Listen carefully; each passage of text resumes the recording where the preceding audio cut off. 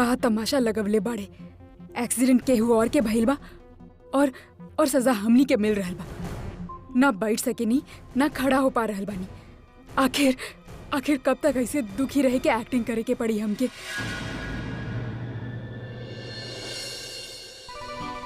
पैर ना दुख रहल बा आपकी? अरे इतना दुख रहल बा कि जी चाहत बा कहीं जाके लेट जाई और तोरा से अपन पैर दबाई।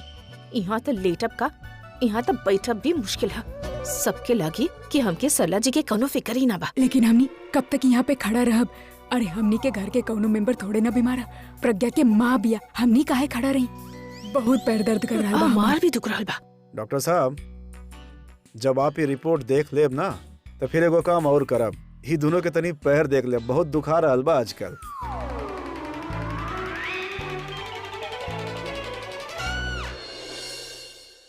ना डॉक्टर साहब, वो कहा ना कि कल हमार पीठ में दर्द होत रहे, आज वो दर्द पीठ से पैर में आ गई बा।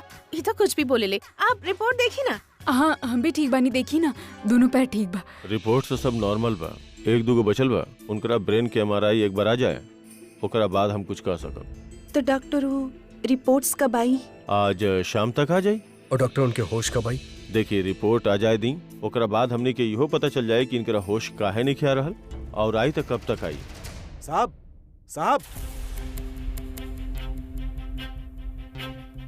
का भइल? साहबू का भइल? तो इतना हड़बड़ायल काहे बाड़ा? भइल का? साहबू आउट हाउस। वो तो कई साल से बंद पड़ा बा, अब में का हो गइल? अब बंद नहीं खे।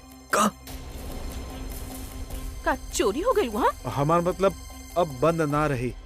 वो हम रोके के बहुत कोशिश कैनी, लेकिन हमार केहू ना सुनलस और हम कुछ कर भी ना सकेला।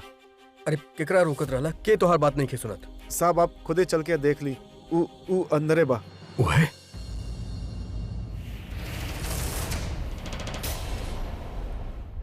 ओ गॉड जी, की करत नहीं मधा कि वो आउट हाउस खोल के अंदर चल गई। अभी सख्ती से सबके वहाँ जाए से मना कर ले बा, फिर ई क्या आ गई? आए चल।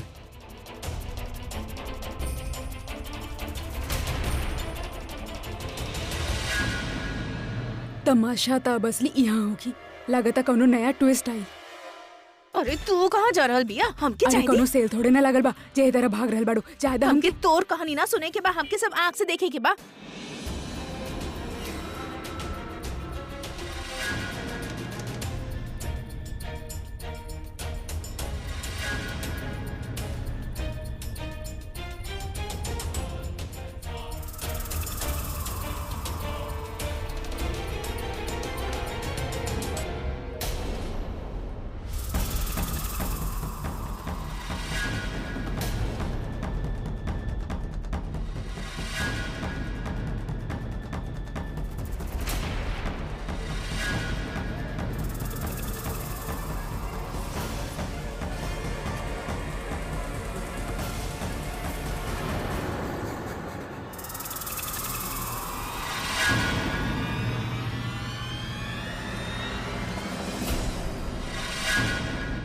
मम्मी जी, ई यहाँ पर कैसे आ गई? कहीं जेल से भाग तो ना गई? और एहिजा काहे आइल बिया? पता ना, हम तो बस इतना जानत बानी कि एक मुसीबत घर के अंदर पड़ल बिया और एगो ई दूसरा मुसीबत यहाँ खड़ा बा। अब ला 2 घंटा और खड़ा रहा।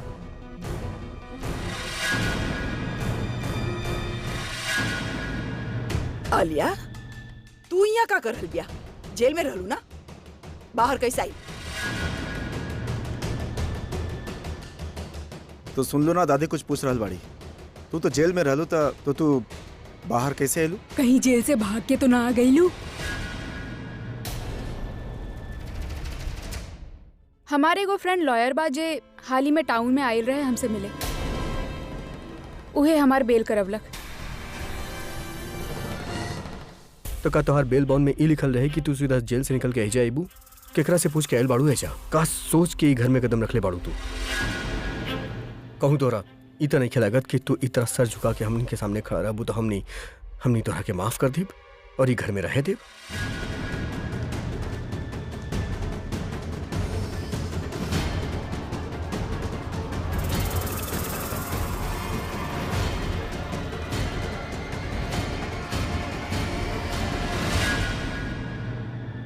आप गलत समझ रहल बानी मिस्टर अभिषेक प्रेम मेहरा।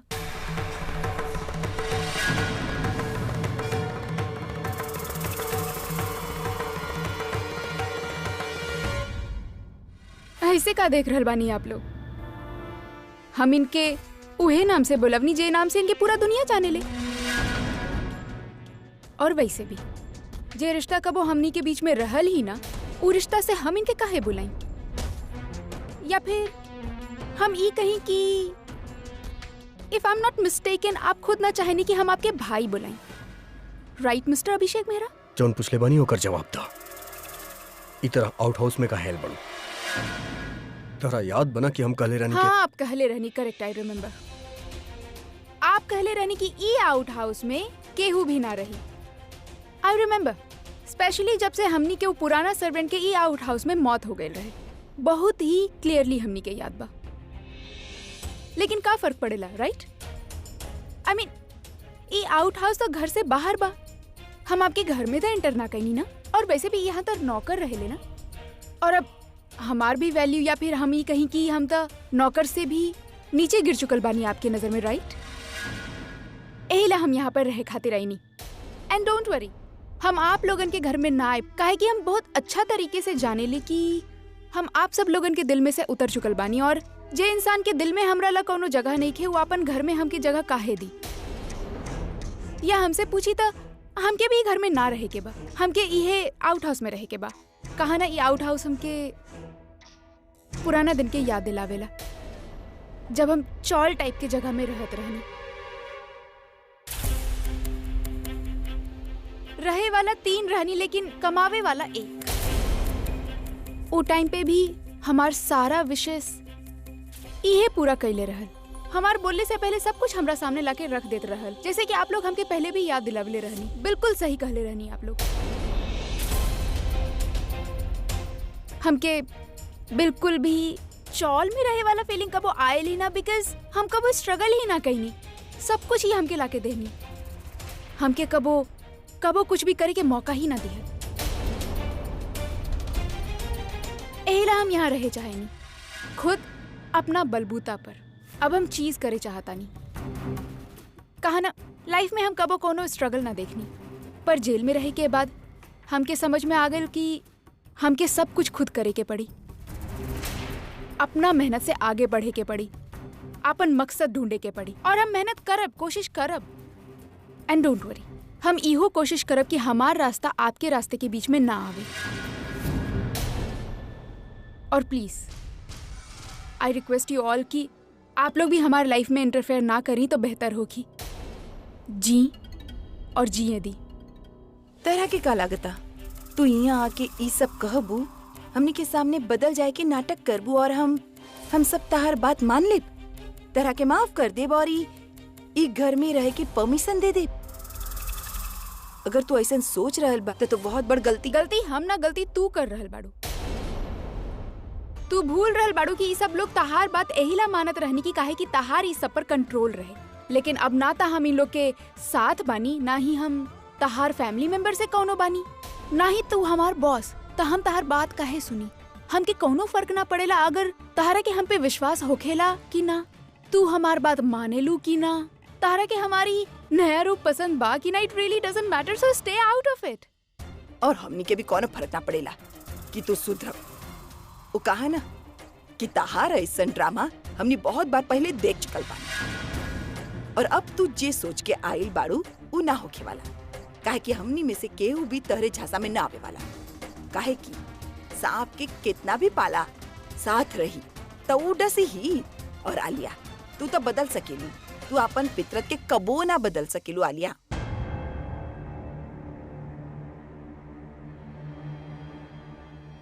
अभिषेक प्रेम मेहरा के दादी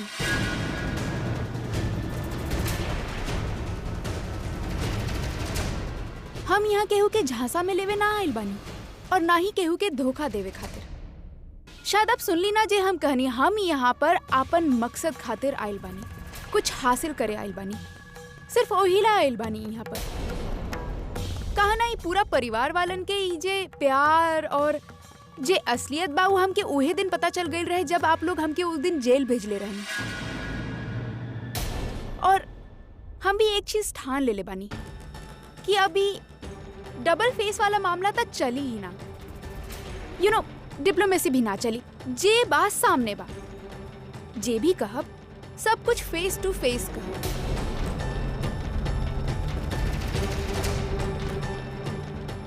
फिर चाहे वो अच्छा होखे या बुरा।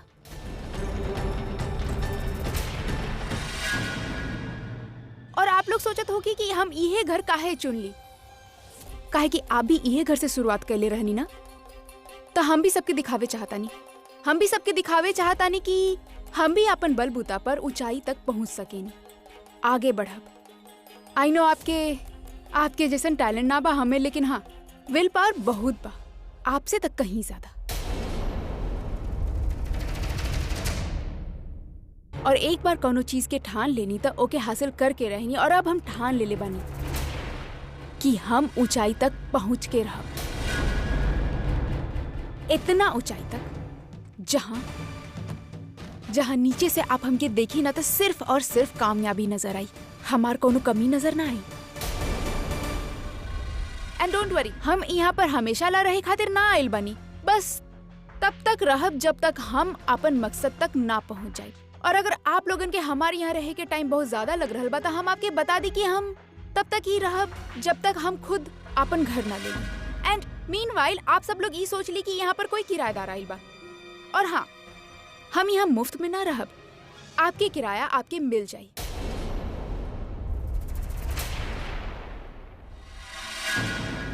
तू अपन दम पर कुछ कहल चाहता रू तो ई घर का है?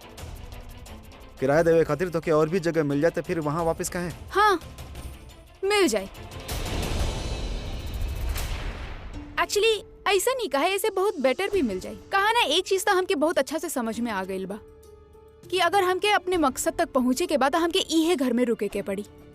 अब आप सब लोग सोचत हो कब कि काहे, कहा ना मकसद तक पहुंचे खातिर हमके बहुत ठोकर खाए के पड़ी। हो सकेला कि हम फेल भी हो जाए, कई बार गिरब, कई बार ठोकर खाई, वो बीच में हो सकेला अंदर से टूट भी जाए। लेकिन जब भी ऐसा हो खब, जब भी हमके लागे कि अब हमसे ना होई या अब हम और ना कर सकें, तब हमके खाली एगो चीज करे के पड़ी,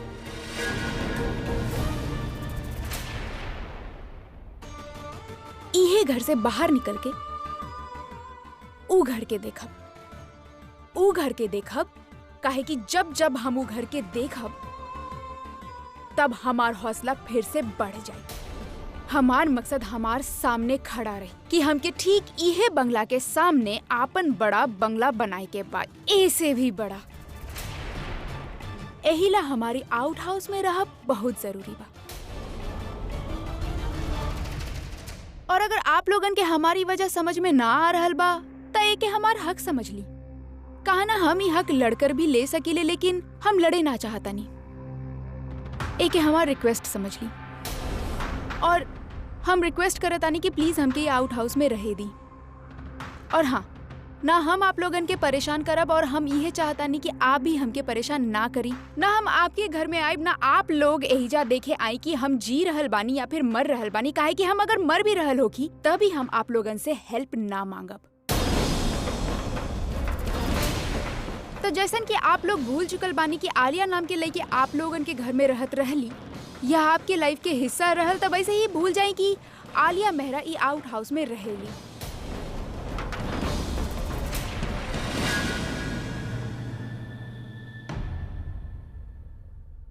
जब ये कह रहल बाड़ी कि घर में ना आई तो ठीक बा, रह दे के यहीं पर का फर्क पड़ेला। हाँ ठीक है तो कह रहल बानी। अरे कुछ भी होके बात है तुहार बहन ही ना। अब लड़की बिया कहाँ जाके रही? बाहर। अगर ये बाहर जाके रही तो लोग कहीं है कि अभी के बहन बिया देखा बाहर के ठोकर खा रहल बिया, और हमने केकरा के बतावत फिर अब कि हमने एके काहे घर से बाहर निकलनी। अब घर के इज्जत बचावे खातिर एके घर में रखल जाब ना।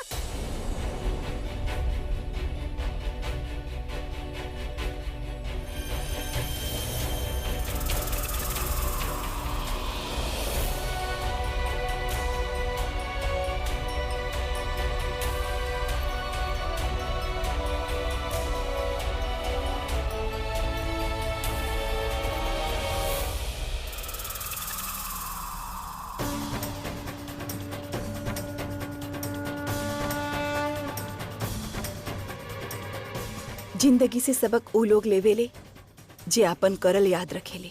तू आपन करल और आपन कहल दोनों याद रखिया। ई तरह के माफ कह के ना गईले है। ई एक मौका के तलाश में बानी की तहार सच्चाई फिर से इनके सामने आ जाओ और ई तरह के ई आउट हाउस से भी निकाल दी है। एहिला ई जे तू बदले के सुधरे के नाटक करल बाड़ू ना, ढंग से करत रहिया।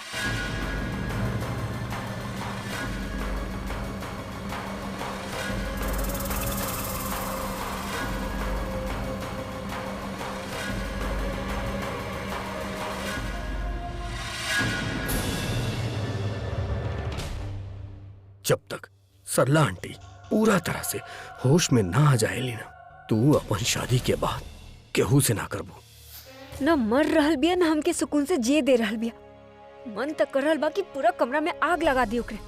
मौत के साथ साथ अंतिम संस्कार भी हो जाए। माँ बेटी दोनों एक जैसन बानी।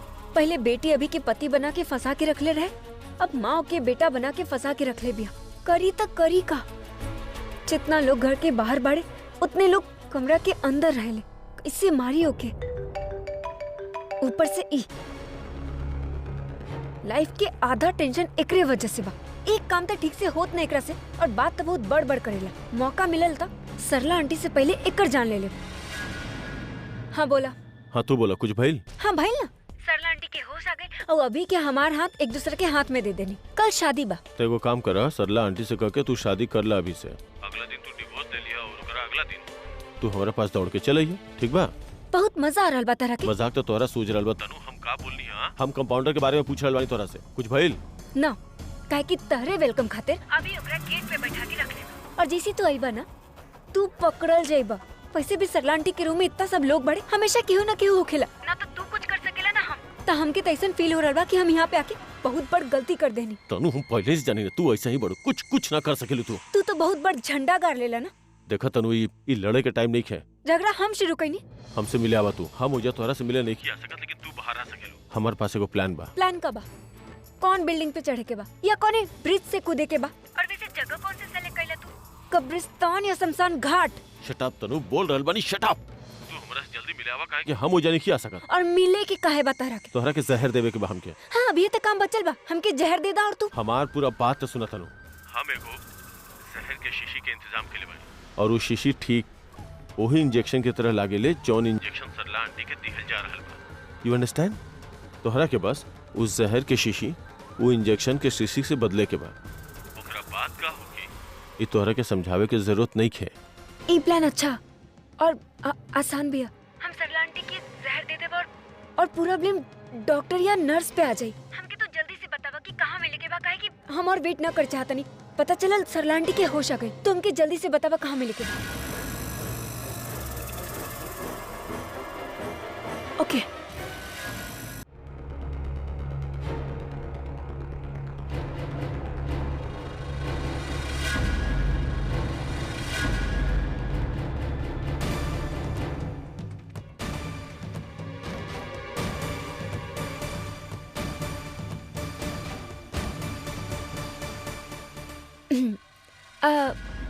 कैसन तबीयत बा इनकर? अभी तो सब ठीक है लग रहा बा। पल्स और बीपी नॉर्मल बा। बाकी के सब कुछ तो होश में आए के बाद ही पता चली।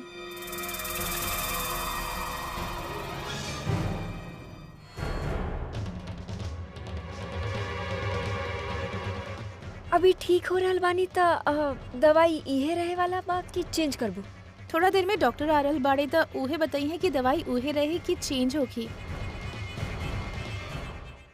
वैसे हमके टॉवल धोवे के बाद तो आप थोड़ा देर यहाँ पे रुकिए, काहे कि अभी सर ऑर्डर देले बानी कि हम इनके 1 मिनट खातिर भी अकेला ना छोड़े। हाँ श्योर, हम एजे बानी। हम अभी आवतानी।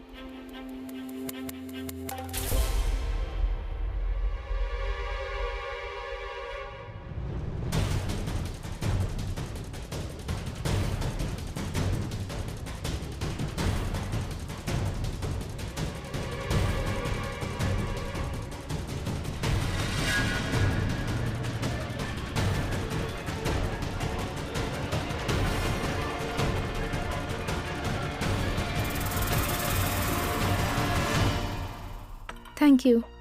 You welcome. इनका अच्छा से ख्याल रखिए, हम वापस आए। श्योर।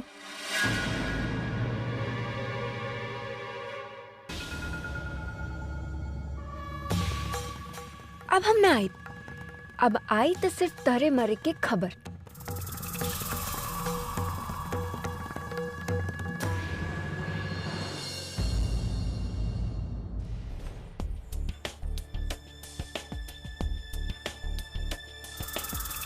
इससे आसान तरीका कोनो हो ही न सकत केहू के मारे के, और केहू के शक भी न होगी। लेकिन अगर नर्स इंजेक्शन देवे से पहले शीशी के चेक कर लेलक तो ना तनु अच्छा सोच, अच्छा ओके। हाँ।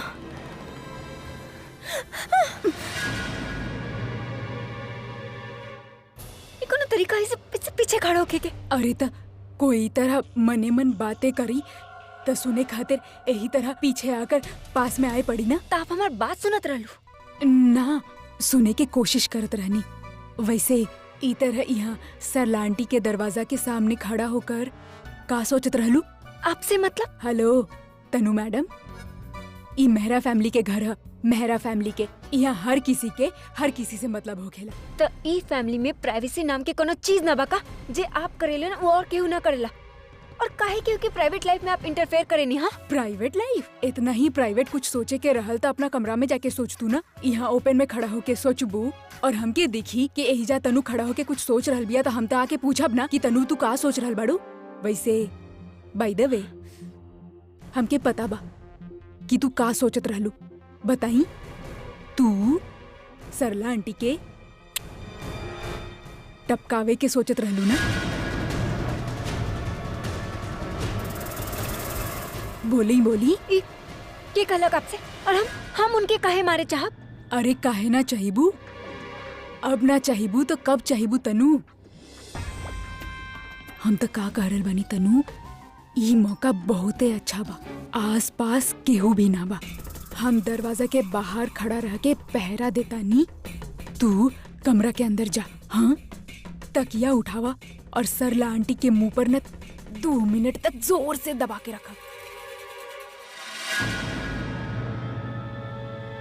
फिर लंबा खामोशी। क्या चल रहा बा यहाँ पे? झगड़ा चल रहा बा, घुसबो बीच में। सर हम बंदर नहीं किए और तू कहानी ना सुन लू। जब 2 बिल्ली आपस में झगड़ा करत रहेलिन तो उनकर बीच में बंदर आके अपन काम करके निकल जाला। हम तो सिर्फ वार्निंग देवे आइल बानी कि जे एरिया हवा ई नो एंट्री एरिया बा और यहाँ केहू भी दिखल तो ओकरा सीधा गोली मारे के ऑर्डर बा। तो दिखाई तो तू भी दे रहल बाड़ा ना यहाँ पर, तो अपना आप के गोली से काहे ना उड़ा लेता? ओहो भाभी जी, हमार पूरा बात तो सुन ली। ई ऑर्डर तो बाहर वाला लोग खातिर बा। तो फिर घर वालन खातिर का बा? घर वालन खातिर दूसर सजा बा, और उस सजा ई बा कि घर के कोनो भी मेंबर यहाँ दिखल तो ओके आउट हाउस में रह के पड़ी आलिया के साथ। हाँ?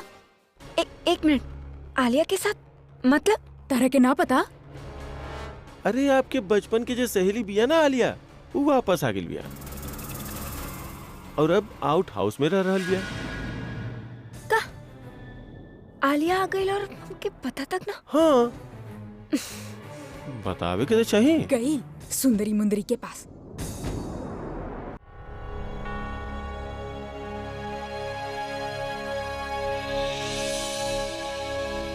अभी देखा, हम जाना तानी जौन कुछ भइल सही नहीं खे, बट तू कहे इतना सोच रहा बड़ा यार। तू देखा, तू खुद हाइपर मत होखा, इतना इम्पोर्टेंस मत दा यार एके प्लीज। पूरब ठीक करल बा और हम सब जानी ले कि आलिया के जेल से बाहर आवे के ही रहल। ऊपर सिर्फ फ्रॉड के केस रहे, आज ना तकल ओकर बेल होवे के ही रहे। और बेटा ओकरे पास रहे के त जगह रहल ही ना, एहिला ओके आवे के त यही जेही रहे। अब ओकरे मन में डर बैठ गल बा, एहिला ऊ घर आवे के बजाय आउट हाउस में रुकल बिया। अब ओके अच्छा तरह पता चल गल बा कि हम में से केहू भी ऊपर यकीन ना करे वाला। देखा, वैसे भी तो आउट हाउस में रह रहल बाड़ी, कौन सा घर में आ रहल बाड़ी? अगर आप ए वक्त ज्यादा रिएक्ट कइला तो आलिया हो सकेला कोर्ट तक पहुंच जाओ अपन हक मांगे खातिर। ओकरे बाद बात हद से बाहर चल जाई। हाँ बेटा, जे बात अभी भयल रहे ना ओके होवे भी ना देवे चाहिए। एहिला बेटा चुपचाप जैसन बा ना वैसे चले था। दादी बिल्कुल ठीक कहताड़ी। अभी अगर वो कुछ करी तबे हमने कुछ करल जाई। बाकी अभी जब तक वो कोनो एक्शन ना लेना तू रिएक्ट मत करिया। देखा हम जानता नहीं ये बहुत मुश्किल बा, बाकी ए समय मत सोचा ओकरा बारे में प्लीज। खुद स्ट्रेस मत ला तू। हम ही सब के बारे में नहीं के सोचत, हम सरला आंटी के बारे में सोचता नहीं। हमके उनकर फिक्र होता। आप सब जाना था नहीं ना आलिया के गुस्सा में पागल हो जाएली। कहीं बदला लेवे के चक्कर में वो सरला आंटी के कोनो नुकसान ना पहुंचा दे। अभी ऐसे कैसे गलत कर सकेली? हमनी बानी ना यहाँ, हमनी के रहते हो माँ के तो छोड़ा वो घर में आ भी ना सकेले। और वो आउट हाउस में बाड़ी, वो अंदर आए ही कहाँ है? वो खुद कहले रहे कि वो खुद अपन मकान बनावल चाहताड़ी, अपन पैर पर खड़ी होकर चाहताड़ी। देखा हमरा लगा था कुछ देर वेट करे के चाहिए। ओके जन करे के बा वो करे दा, हमनी के उसे कोनो फर्क ना पड़े के चाहिए। ठीक बा, हमनी ऐजा सरला आंटी के ख्याल रखब। तू आलिया पे नजर रख। उ का करेली, केकरा से मिलेली, एकर पूरा खबर रखिया तू। अगर आलिया के वजह से सरला आंटी के कुछ भी भइलना तो ओकर जिम्मेदार तू हो पे।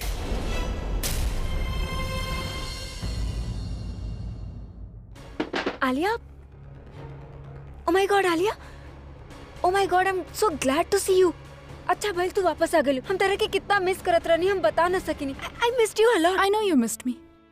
तबे तू जेल में भी ना मिले आइलू। ओ एक्चुअली तू हमसे जेल में मिले यही ला ना आइलू काहे कि तू हमके वो हालत में ना देख सकेलू, राइट? दैट्स ओके। आलिया हम तरह की का बताई, जब तक तू साथ में रहलू सारा प्रॉब्लम के सॉल्यूशन साथ रहा, लेकिन जब से तू गइल बड़ो जैसे मुसीबत के पहाड़ टूट पड़ा बा हमरा पे। हर जगह से प्रॉब्लम, हर जगह से परेशानी। और हद तब हो गई जब हम और निकल के सच केहू के पता चल गए और वो हमने के ब्लैकमेल करे शुरू कर देला। फिर बाद में सरला आंटी के सच पता चल गई। का सरला आंटी के सच पता चल गई? एकर मतलब भाई और प्रज्ञा के भी तहार सच पता चल गई होगी, राइट? ना, अभी और प्रज्ञा के पता चले से पहले निखिल सरला आंटी की गाड़ी से उड़ा देला। हमने के लगल कि वहीं पे मर चुकल होगी, लेकिन अभी उनके हॉस्पिटल लेके गए और वहाँ पे ऑपरेशन करवा के फिर घर लेके आए। और पता नहीं उनके कभी भी होश आ सकेला। और जब उनके होश आई तब तहार सीक्रेट सबके सामने आ जाए, राइट? हम ऐसे नौखे ना दे, काहे कि हम उनकर मेडिसिन पॉइजन के साथ रिप्लेस कर देनी। इंजेक्शन मिलते ही वही सच के साथ ही दुनिया से हमेशा हमेशा लग चल जाइए। तू उनके मारे की कोशिश कर रहल बाड़ू? हाँ, तैसी रिएक्ट काहे कर रहल बाड़ू? ये सब कुछ हम तरह से सीख ले बानी। तू ही कहलू ना कि अगर कोई रास्ता से ना हटे तो कि रास्ता से उड़ा देवे की चाहिए। और एक मिनट, ये सब कुछ छोड़, तू बाहर निकलला के बाद हमके फोन काहे ना कहलू? आई तू यहाँ रहे वाला बाड़ू ई रूम में? ई रूम जेल से तो बेटर बना स्वीट हार्ट। इतना दिन जेल में रहे के बाद ये तो बहुते बढ़िया जगह बा, और वहाँ रहे के बाद तो हम झुग्गी में भी रह सकेनी। सो इतना का सोच अब तनु, लाइफ इज ऑल सेट। अब हम एजा पूरा आराम से रहब। यू मीन टू से तू एजे रहबू और चुपचाप यहाँ रह के अपन लाइफ स्पॉइल करबू? स्पॉइल तो स्वीट हार्ट पहले भइल रहे, अब हमार लाइफ आबाद होगी। और हमार लाइफ आबाद होगी और केहू और के लाइफ बर्बाद। जाने लू केकर? अभिषेक प्रेम मेहरा के।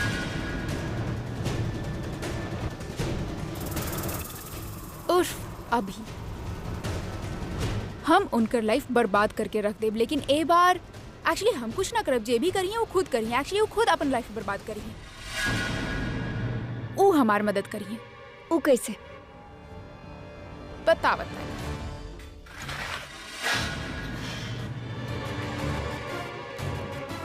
बस देखत जाओ कि उनके साथ का होखे वाला बा। अब तक हम उनके पीठ पीछे वार करत रहनी ना तनु, अब हम उनकर सामने वार करब। जौन लोग उनके इतना प्यार करीले, इतना इज्जत देवेले, उहे उनके जमीन पर लाकर गिरइए और वो इतना गिर जाइए कि बेचारा कब वो उठ भी ना पाइए। समझ ना आयल ना? हम भाई के सामने एक बहुत बड़ कंपनी खड़ा करब, इतना बड़ कंपनी जेकर सामने भाई एकदम छोट पड़ जाई।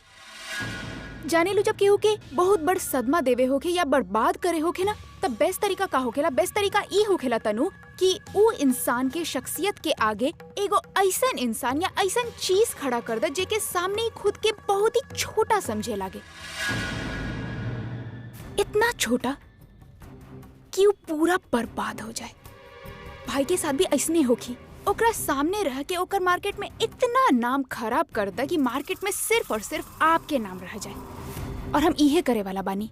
आई नो कि टाइम लगी, लेकिन कोनो बात नहीं खे, हम ये काम बहुत ही आराम से करब और जीत भी हमारी ही होगी। अले तू शायद ही जाने लो कि अभी के मार्केट खराब करब बहुत मुश्किल है। मुश्किल बा लेकिन इम्पॉसिबल तो ना स्वीट हार्ट।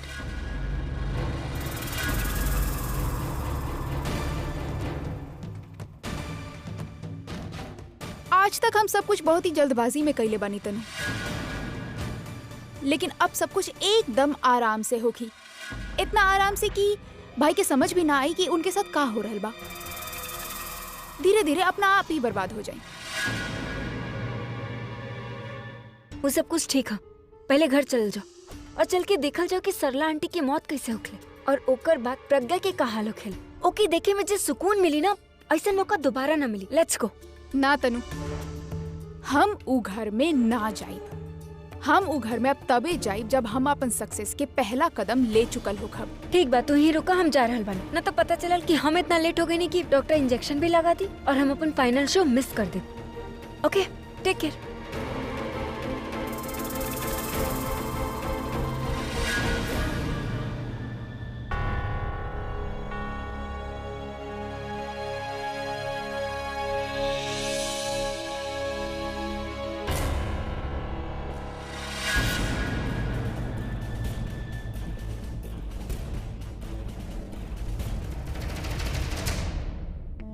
इंजेक्शन की तैयारी हो रहल बा, मतलब अब बस 5 मिनट और।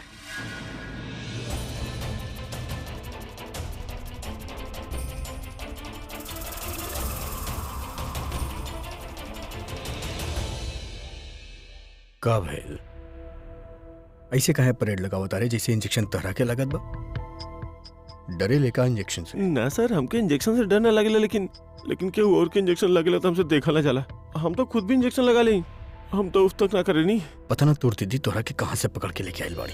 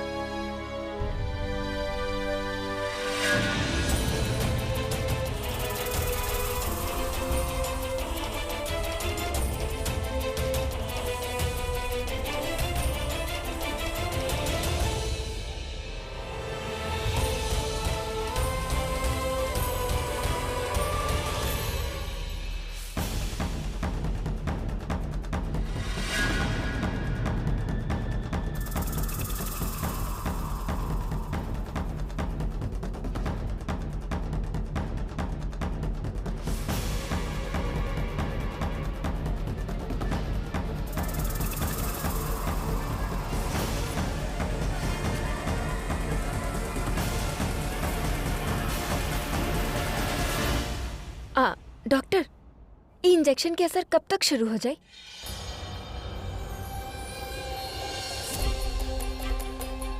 I mean, सरला आंटी के कब तक होश आ जाए?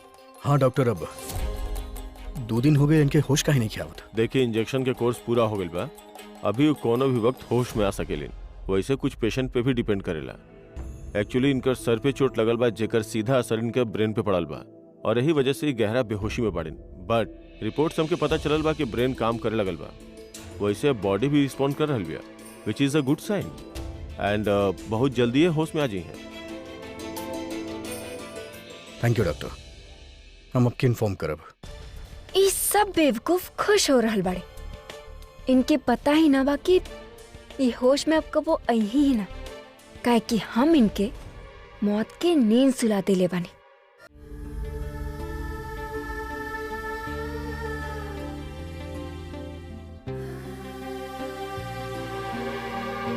बस माँ, आप जल्दी से ठीक हो जाइए। हम आपकी ये हालत में और ना देख सके नहीं। वो लोग आजाद घूम रहल बाड़े जे आपके किडनैप कैले रहले। जैसे आप होश में आ जाइए फिर हम लोगन के छोड़ब ना, जिक्रे वजह से आपकी ई हालत भइल बा। पेशेंट के जैसे ही होश आ जाए आप हमके फौरन इन्फॉर्म कर दे, काहे कि होश में अइला के बाद भी कुछ चीज क्रिटिकल रही, वो सब हमके स्टडी करे के बा। जी बिल्कुल। अच्छा, हम चलत। Thank you doctor. बहुत खुश हो रहल बाड़ू ना? बस कुछ देर के बाद और ह ओकरे बाद यहाँ सबसे पहले तारे रोवे की आवाज आई। पहले अपन बहन खोलू और अब माँ। ओ माय गॉड, अपन ही खुशी हम चेहरा पे कैसे ना दिखाई। निखिल के जाके फोन करे था।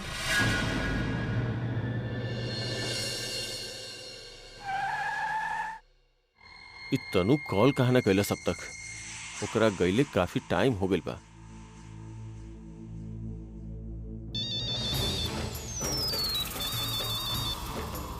हाँ काम भइल। तो के हमके ग्रैंड पार्टी देवे होगी और तो के कुछ ऐसे करे क्योंकि जे तू ऐसे पहले हमरा ला कब्बो न कैला। काहे कि हम आज ऊ कह के दिखाई नहीं जे तू न कर पावत रहला। हमार जान तू बतावा तो सही, तोरा का चाहिए? जवान मंगू मिली तोरा, बस सिर्फ ही बतावा कि काम भइल कि नहीं। ना, पहले हमके ई बतावा कि तू हमरा ला का करबा। जे तू चाहा ऊ हम करब, ठीक बा? अब तू सिर्फ इतना बतावा कि तू मेडिसिन एक्सचेंज कैलू कि ना। सिर्फ एक्सचेंज ही ना, हम ओकरा के ऊ जगह पहुंचा देनी जहाँ के पहुंचावे चाहत रहे, यानी कि सरला आंटी के बॉडी में। That's great. तू ये कहे का कोशिश ना करल बड़े कि तू खुद ऊ इंजेक्शन। ना, हम इतना बड़ रिस्क ना ले सकें। I mean, हम खुद डॉक्टर के अपन आँख से देखने वो इंजेक्शन सरला आंटी के लगावत। हमने जीत करनी निखिल, हमने जीत करनी। बस 5 मिनट और ऊ जहर सरला आंटी की पूरा बॉडी में फैल जाए। बेचारी सरला आंटी अपन दिल में राज के बोझ लेके ऊपर चल जाइए और ऊपर जाके सोचे कि काश हमके ये राज पता ही ना हो तो आज हम जिंदा हो गए। वैसे हम सुन ले बानी कि जे लोगन के ख्वाहिशें रह जाले या दिल में कोनो बात रह जाले वो मरे के बाद आत्मा बन जाले। लेकिन कहीं ऐसा त ना कि ये मरे के बाद भूत बन के हमके टॉर्चर करे। बहुत कुछ ना होखेला। तू अपन काम अच्छा से कैले बाड़ू ना। अब हमनी के भूत तक भगवान भी नहीं रोक सकत। तनु सीन देखा का बना रहा हूँ। अब प्रज्ञा अपन माँ के होश में आवे के इंतजार कर रहल बिया और हमनी ओकरा मार लागे। 5 मिनट में क्लाइमेक्स बा एंड फिर I hope the end. Absolutely. पर सिर्फ एक प्रॉब्लम है। आपका भाई अभी से हमारी शादी और डिले हो जाए। I mean, सरला आंटी के मरला के बाद घर में फिर से रोएब धोएब शुरू हो जाए। कुछ दिन तक मातम मनाई और 1 महीना तक क्यों खुशी ना मनाई घर में। आई थिंक अभी के भी थोड़ा टाइम लगी रिकवर होके में और ऐसे में हम अभी के शादी खातिर पुश न कर सकब। चला, जहाँ इतना दिन वेट केले बानी कुछ दिन और सही, लेकिन तू इस बार मौका देख के शादी के बाद जरूर करिएगा। यह बार सच में शादी हो जाए बस। ठीक बा, चलो हम फोन रखा था नहीं। वो कहा कि सरला आंटी के मरे के खबर कोनो वक्त हम तक पहुँच सकेले और हम प्रज्ञा के रिएक्शन मिस न करे चाहता नहीं। Okay bye. Good luck, take care.